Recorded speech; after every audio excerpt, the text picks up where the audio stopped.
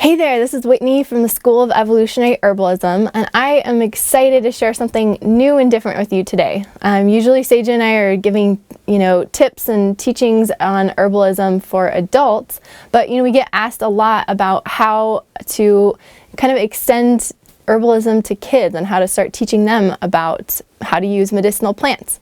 So today I am going to share with you about 4 tips for how to teach your kids about herbs and help them to deepen their connection, as well with some herbs themselves, as well as teaching you about a few of my favorite really simple and easy to use remedies, and how some of these are actually plants that I grew up knowing how to use myself since the time I was a little kid. I recently went back home to visit my family, and I'm really blessed to have grown up in nature and in kind of an unconventional childhood, in that I was out in nature a lot. I had a lot of free time to roam around and forage different plants, and I grew up with some guidance from my mom. Taught me about a few different herbs like plantain here, nettle, some of these different really simple and easy to use herbs. And so I actually grew up with knowing how to identify and use some of the herbs that grew just right around me in my yard or in the woods behind our house, and how that completely shaped who I am today. It's incredible and profound to experience, go out and pick for yourself a plant and to, put it inside your mouth and feel the way that it can heal you or nourish you. I think that's something that a lot of people are lacking in today, is just that simplicity of feeling like nature is providing, like nature can take care of you. And simple knowledge like that of how to go out and see what's growing around you and know which edible foods and medicinal plants are there is incredibly empowering. So as a kid, I'm sure you can imagine, I was out, picking all sorts of different things that I knew how to identify, and I knew which was safe and which plants were not safe to eat, and stealing my mom's mortar and pestle from the kitchen and grinding it all up into all sorts of mashes and mushes and making different magical potions. But the cool thing is that I knew how to, it's like if someone had a bee sting or someone got a cut, or, if I fell down and got a cut, I could find plantain growing almost anywhere. And I knew how to chew it up and make a little poultice on the spot and take care of something that could be potentially dangerous. If someone has an allergic reaction to a bee sting, plantain could be something that could seriously help to reduce the histamine response and the swelling and pain and inflammation. So little simple things like that are incredible. To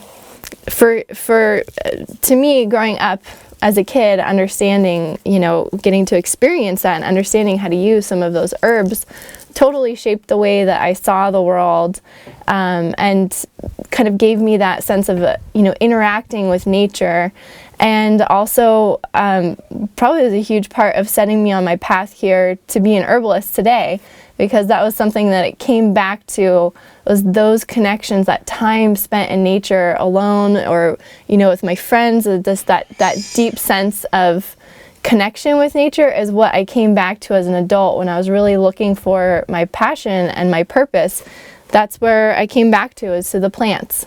So don't ever overlook how powerful teaching a young kid about, an edible or wild food or medicinal plant can be, and how much that could impact the course of their lives and empower them and support them.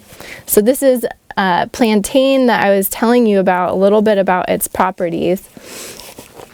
And I'll share with you a little bit too about some of these other stories. So, this is kind of bringing me back some of the memories that I was having, going back home and thinking about just how sweet it was to just, be able to run around and my neighbor had a huge patch of peppermint growing in her garden, and we would go over. I remember my friends and my sister and I would go over, and we'd always, go and forage on her, eat on her peppermint plants. So this is another super safe and easy to recognize herb, and it tastes amazing. So that's one thing, obviously, with kids is compliance, getting them to So there are a lot of herbs that don't actually taste very great. And so some of those herbs that are really, taste really wonderful can open up their excitement to try something new. And also the experience of getting to smell these herbs. So peppermint is another one that is just so wonderful for any upset stomachs. That warming carminative action. The carminative is what we would call that warming action to the digestive system. And these aromatic plants can actually bring more circulation and help to the digestive system, help to relieve any bloating or gas. So this is another wonderful, simple herb. And just simple, like a little tea is just an awesome way to get to use this. And what else do I have here? Lemon balm. This is another one that's in the mint family, so related to all the other peppermints. This one I have it's growing all over here in our little garden. And I've never met a kid that doesn't love lemon balm. There's something so sweet about it, and something that kids can relate to, that just calming, cooling property, and it has such a enticing smell and flavor, which is again something that is key to kids. They're so in their sensory bodies, so having something that they can relate to through the smell and the feeling, the softness of the leaves, and the lemony aroma and flavor is just so awesome. And this is one I've used with kids. So actually, before I started this business with Stasia, teaching about herbalism and making herbal products, I was a nanny, and so I spent a lot of time with kids and had the blessing of getting to work with a Waldorf family that used Waldorf teachings and techniques with their kids too, which is really nature-based system of education.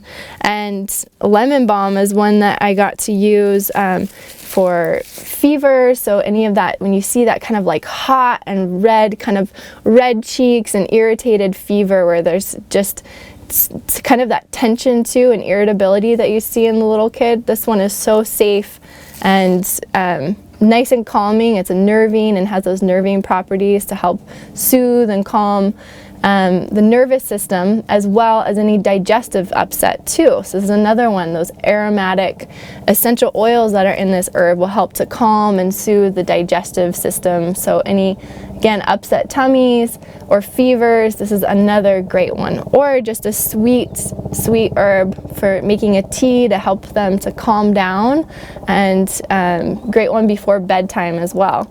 And this is just, again, one that's so easy to identify and use. So lemon balm, Melissa Officinalis, this is a great one. And I grew up harvesting these stinging nettles outside my house when I was a little kid, and the joy of feeling like I remember my brother and sister and I and some of the other neighbor kids all going out. I remember I have this distinct memory of this one time being, all of us going out with our mom's dish gloves and, some paper bags, and just harvesting all of these nettles, and the excitement of bringing something home for mom that she was going to cook dinner with the nettles. And it's like probably a lot of kids don't actually like the taste of spinach or a lot of greens, and that's, nettle is just another amazing green. When you cook it, can taste a lot like spinach, but the excitement of going out and picking something myself, and the pride that I felt in, going out and harvesting, it was like the most exciting meal of my life, I remember that first time going out. And so that feeling of empowerment that kids feel from having, being able to go out and, gather something from nature themselves and connect with it in that way, and, help to prepare a meal themselves, is just so incredible. And I mean, I feel like that's one of the things that most kids want, is they want to be participating in a part of things. And so if you can have that feeling of, giving them something to do and something that they feel a part of, is really empowering.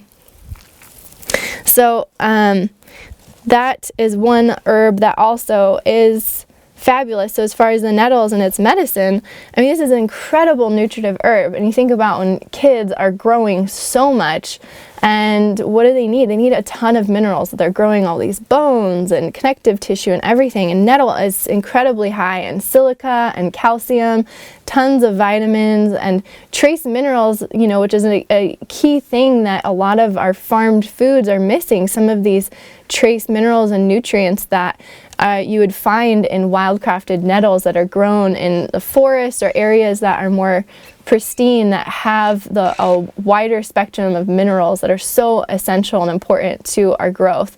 So this is definitely an herb that is key, that could just be a great nutritive tonic in a tea, or also one of my favorite ways to prepare it is to also put it in soups, and it cooks down and can be like this delicious soup included in broths, or like a chicken nettle soup instead of chicken noodle soup. That is another wonderful healing, nourishing remedy that I absolutely love. Another thing that is also its affinity for the urinary tract, and that's another thing every once in a while kids and adults might get a urinary tract infection. This is another herb that I remember my little sister had a UTI one time, and using this was one thing that my mom gave her, some nettle tea. So also for helping to clear out any heat and irritation and infection, and so that's a great diuretic herb.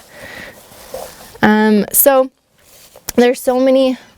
And everyone loves dandelions too. I mean, I don't know if I grew up making a million of these little dandelion crowns, but this is the flowers are edible, and just, you know, the bitter taste is something a lot of kids aren't necessarily into, but you can chop up the leaves really fine and include that, you know, in a salad. And there are ways to prepare, you know, the flowers aren't as bitter as the leaves are, but there are ways to incorporate and use dandelions as well that are tasty. So it's another awesome nutritive tonic. But these herbs, just wanted to share a little bit about how you can use these guys, and how simple they are, and how, you know, when you get kids started out young with learning how to differentiate between what different plants look like and smell like and taste like and feel like, that can really empower them to be able to see the differences between different plants and learn how to identify them themselves. And this, I feel like, is a key. It's like kind of an ancient, essential skill to being human that somehow just more recently in history we've lost. You know, foraging wild foods and folk medicine, these simple folk remedies of how to use some of these different herbs are so timeless. And, you know, probably your grandma or great grandma knew how to use some of these basic herbs. And so this is something that I feel like we need a revival of, teaching our kids about how to use some basic herbs, as not only to empower your family and get them started out young with teaching them about, you know, how to take care of themselves and how to participate in life and nature. And, you know, there's something incredible about going out and finding a remedy that can heal the thing that you're going through. It's like this whole world opens up of this belief and knowing that Mother Earth and Mother Nature can provide, that there's a medicine, that there's a remedy for everything. And that is a key perspective that we're really needing in this world at this time, as we've gone through so much disconnection with nature, to the point where there's even such a thing as nature deficit disorder in our culture. This is a term that actually exists, or maybe a medical or psychological, you know, terminology it's kind of scary that we've gotten to that point. And when I see, you know, some of my nephews and nieces and, you know, little kids and my family that are like glued to their screens and their phones, you know, from the time they're really tiny, there's a whole disconnect there that is kind of frightening if you look at, they're not participating, engaging with the whole rest of the world as far as what's right in front of them. So the more that we can empower and educate kids around how to use plants is one amazing way that they can connect in with the larger sense of the world around them and feel that safety and connection to nature that nature's providing for them and taking care of them. So here are some 4 just simple keys, different tips for how you can make that, bridge that gap and start teaching your kids about herbs. It doesn't even have to be your kids, but just even if you're an aunt or an uncle, or if you are a grandparent, or just a mentor or somebody, these are important things to start sharing and teaching the kids around you. So one simple way to deepen your kids' connection with nature is to grow something and have them grow something. So this is something that is incredibly empowering, is to be able to help them to plant something, a seed, and be able to water it and watch it grow, and to take that responsibility, for them to have that responsibility of, this is something that I'm responsible for taking care of. It's amazing the miracle that unfolds before your eyes if you just watch it, the simplicity and yet miraculous process that's happening before you of watching a seed germinate and sprout from the first little leaves that pop up out of the soil, and to then watch the plant grow and eventually become this beautiful plant. Maybe it's a food plant that you then they could eat and get to experience eating the food that they grew, or a medicinal plant that they could then make a tea out of, or interact with in that way. So building that pride and that confidence, and also that responsibility that they're a part of this earth, that they're a part of this life, that they have something to take care of and tend to, is that in itself is a revolutionary way of, it's ancient and so essential to being human, but it's also something that right now in our culture is so lacking. So just that simple way of just growing something is a key that can empower and just encourage your kids and give them a sense of pride and joy. The second tip for teaching your kids about herbs, and this is how to identify and use some of the plants that are just growing right in your yard. So like I was mentioning, dandelions, it's like, oh my gosh, who doesn't have dandelions popping up in their yard? Or this plantain, there are just simple ways to see. I remember learning how to identify plantain. It's like you can feel the ribbed leaves and see that there's the little hairs that poke out of the stem there. And so the things like that. And if you don't even know yourself, if you're not really sure how to identify and use the plants around you, this is an awesome opportunity to learn. So both of you and the kids around you, that you guys can also learn together and build your confidence with starting out with really safe, easy to recognize herbs, getting some good resources for how to identify those plants to get started, and then start building that confidence and being able to use the plants around you. And the third tip as well that I would recommend is preparing medicine together. So if you're an herbalist and maybe you've already have, some tinctures or some syrups or teas or things that you already have prepared, and you might be used to giving them to your kids if they get sick or have different ailments, but really to empower them and get them really excited and involved in the process is to have them make the medicine together with you.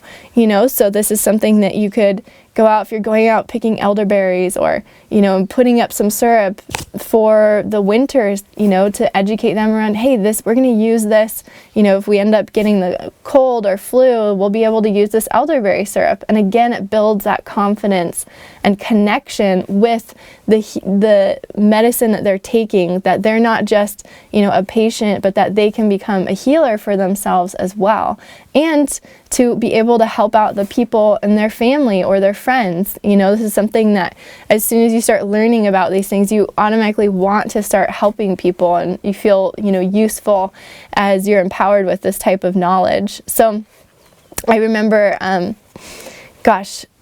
like one time I had a client that brought her little kid to see me one time. They were both sick, and I thought, instead of just compounding a formula for them or whatever, let's go out together and we'll go out and pick the plants. Let's look at what's growing around us and let's make a tea for you. They both had a fever, and so went out and harvested the lemon balm that was growing and in season, and went and found elderflower that's growing here on our land, and they got to go home, and just seeing the little kid so excited about going home with all of this medicine that she helped to participate in and harvest herself. It was just so exciting and empowering. Again, it's that feeling that they're participating in nature, that they're a part of nature, and that they're a part of their own healing process, and that there's medicine around, and that they can prepare things to take care of themselves. And that's a skill that can be with you for the rest of your life. I remember some of the things my mom taught me about how to make a poultice. It was like that was with me, as a teenager. I started going out and harvesting comfrey, and after I had an injury and a skateboarding accident and, tore some ligaments in my shoulder, I was going out finding comfrey and making poultices for my shoulder for that healing. And so that got me so excited about herbalism, and it was also a skill that was with me, again, for the rest of my life, that I know how to take care of myself. And the fourth thing that I would definitely recommend as well is to read nature-based stories together. And this is something that just the simple beauty of getting to hear stories read to you, and to get to have that connection through story and learning through story is such an ancient thing. It hits this deep part of our memory of learning through the archetypes that are within a story, and learning a part of how the world works, and how you can overcome challenges, and how you can become a better person. So story is incredible, but specifically stories that highlight and emulate the intelligence of nature and the wisdom of nature. And that's something that, again, is really lacking in our culture, is that sense that nature is alive, that nature is intelligent. And so those stories that are magical, all of those can help to build a sense that there's more to this world than just, the world that we live in. So that will always be with you. Those magical stories and that connection to the magical world can impart I feel like more confidence in an adult who has grown up in that way, and more trust in life, and that those stories influence you and your ability to know that things are going to work out, and have a greater trust in something beyond our ability to understand. So that's where those magical stories are really profound and beautiful. So those are also ways that you can be teaching and sharing wisdom with your kids about herbs that are also fun, and ways that you can be doing it together. If you're looking for a way that is more of a system that is put together for you, I have friends who have just put together a whole course that's like a 13-book series all about herbs and fairies. And even though we're really passionate about, teaching herbs to kids, we haven't created a course for kids yet with herbalism. It's something maybe we'll do at some point, but right now they have a course that's open for this week only called Herb Fairies. It's from Learning Herbs. And John has been a friend of ours for a long time, and we just really love and appreciate all of the work he does. And seeing how he and Kimberly raised their kids with growing up learning how to make all of these things is so incredible.